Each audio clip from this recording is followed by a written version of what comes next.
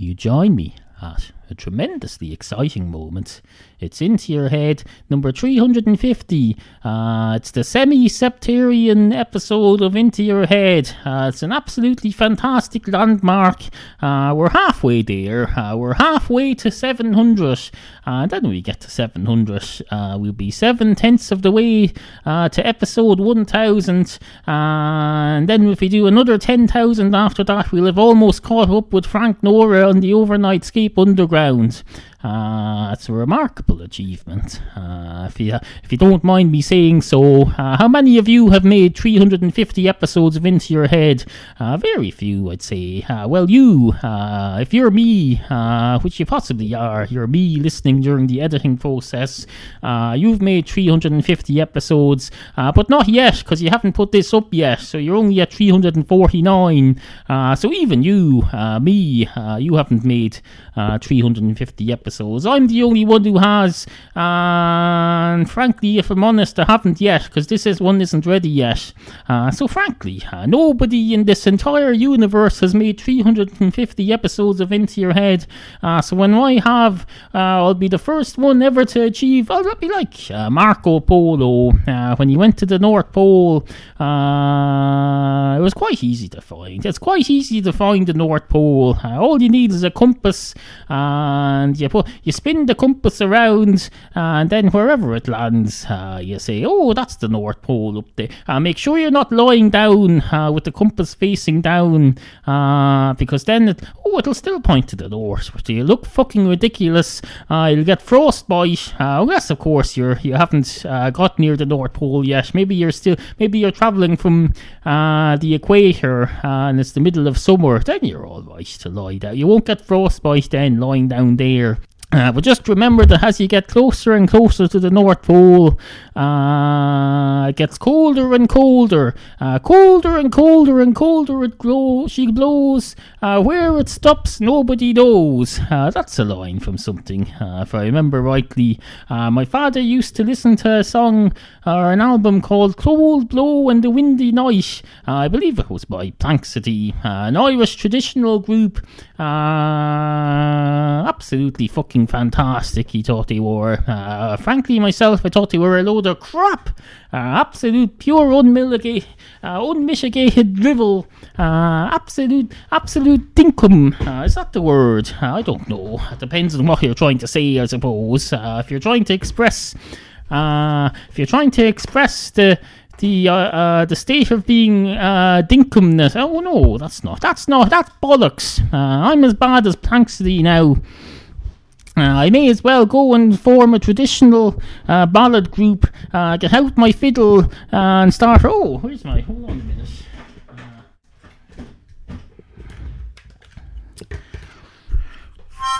Oh.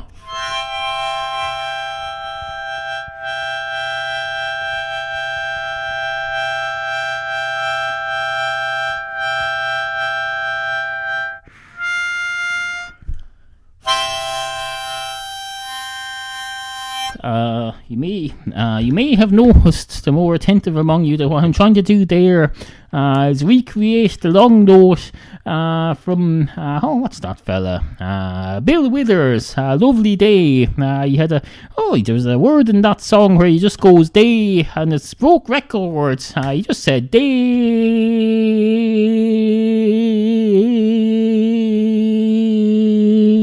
And it was the longest sung words, something or other in musical history.